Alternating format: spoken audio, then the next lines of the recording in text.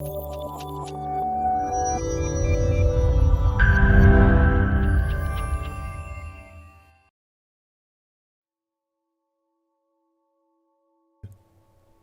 Lord said to Moses and Aaron, "When anyone has a swelling or a rash, or a shiny spot on their skin that may be a defiling skin disease, they must be brought to Aaron the priest or to one of his sons, who is a priest.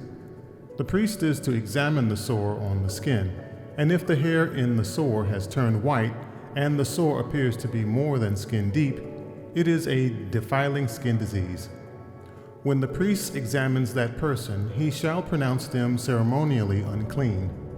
If the shiny spot on the skin is white but does not appear to be more than skin deep, and the hair in it has not turned white, the priest is to isolate the affected person for 7 days. On the 7th day, the priest is to examine them, and if he sees that the sore is unchanged and has not spread in the skin, he is to isolate them for another 7 days. On the 7th day, the priest is to examine them again, and if the sore has faded and has not spread in the skin, the priest shall pronounce them clean. It is only a rash. They must wash their clothes, and they will be clean. But if the rash does spread in their skin after they have shown themselves to the priest to be pronounced clean, they must appear before the priest again. The priest is to examine that person, and if the rash has spread in the skin, he shall pronounce them unclean. It is a defiling skin disease. When anyone has a defiling skin disease, they must be brought to the priest. The priest is to examine them, and if there is a white swelling in the skin that has turned the hair white, and if there is raw flesh in the swelling, it is a chronic skin disease, and the priest shall pronounce them unclean. He is not to isolate them, because they are already unclean. If the disease breaks out all over their skin, and so far as the priest can see, it covers all the skin of the affected person from head to foot, the priest is to examine them. And if the disease has covered their whole body, he shall pronounce them clean. Since it has all turned white, they are clean. But whenever raw flesh appears on them, they will be unclean. When the priest sees the raw flesh, he shall pronounce them unclean. The raw flesh is unclean. They have a defiling disease. If the raw flesh changes and turns white, they must go to the priest. The priest is to examine them, and if the sores have turned white, the priest shall pronounce the affected person clean. Then they will be clean. When someone has a boil on their skin and it heals, and in the place where the boil was, a white swelling or reddish white spot appears, they must present themselves to the priest. The priest is to examine it, and if it appears to be more than skin deep, and the hair in it has turned white, the priest shall pronounce that person unclean. It is a defiling skin disease that has broken out where the boil was. But if when the priest examines it, there is no white hair in it, and it is not more than skin deep and has faded, then the priest is to isolate them for 7 days. If it is spreading in the skin, the priest shall pronounce them unclean. It is a defiling disease. But if the spot is unchanged and has not spread, it is only a scar from the boil, and the priest shall pronounce them clean. When someone has a burn on their skin and a reddish white or white spot appears in the raw flesh of the burn, the priest is to examine the spot. And if their hair in it has turned white, and it appears to be more than skin deep, it is a defiling disease that has broken out in the burn. The priest shall pronounce them unclean. It is a defiling skin disease. But if the priest examines it and there is no white hair in the spot, and if it is not more than skin deep and has faded, then the priest is to isolate them for 7 days.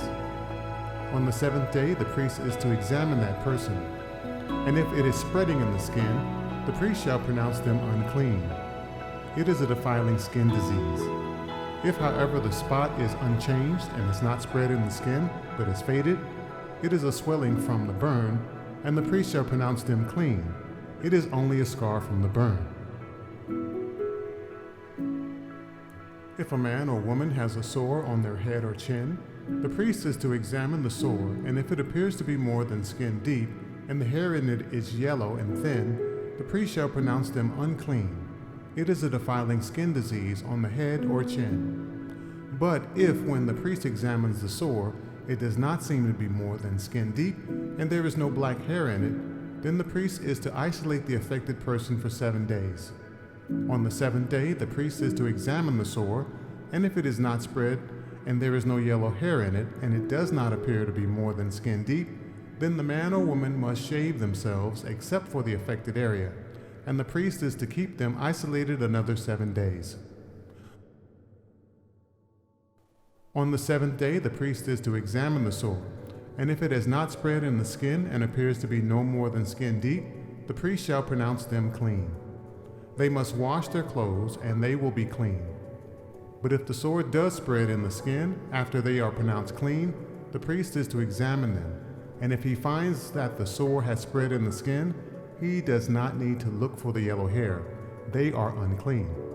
If, however, the sore is unchanged so far as the priest can see, and if black hair has grown in it, the affected person is healed. They are clean, and the priest shall pronounce them clean.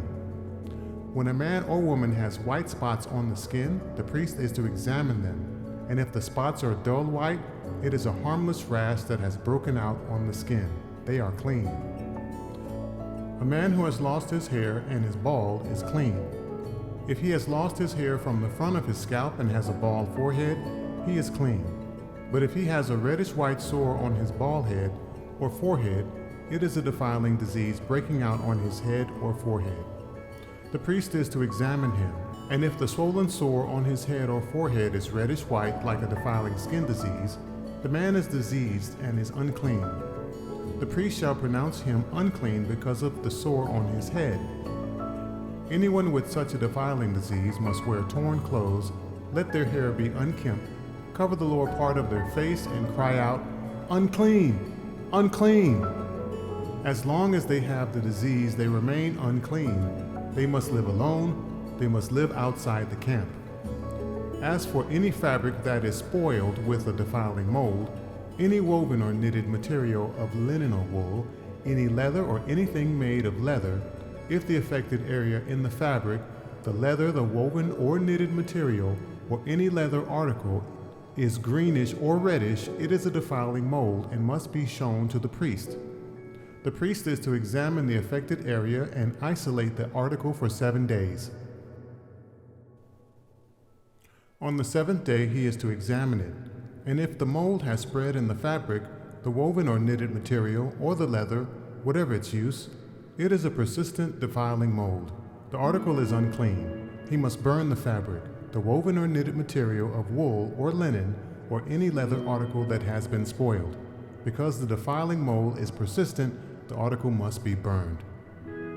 But if, when the priest examines it, the mold has not spread in the fabric, the woven or knitted material, or the leather article, he shall order that the spoiled article be washed. Then he is to isolate it for another 7 days. After the article has been washed, the priest is to examine it again. And if the mold has not changed its appearance, even though it is not spread, it is unclean. Burn it, no matter which side of the fabric has been spoiled. If, when the priest examines it, the mold has faded after the article has been washed, he is to tear the spoiled part out of the fabric, the leather, or the woven knitted material. But if it reappears in the fabric, in the woven or knitted material, or in the leather article, it is a spreading mold. Whatever has the mold must be burned. Any fabric, woven or knitted material, or any leather article that has been washed and is rid of the mold must be washed again. Then it will be clean. These are the regulations concerning defiling molds in woolen or linen clothing, woven or knitted material, or any leather article, for pronouncing them clean or unclean.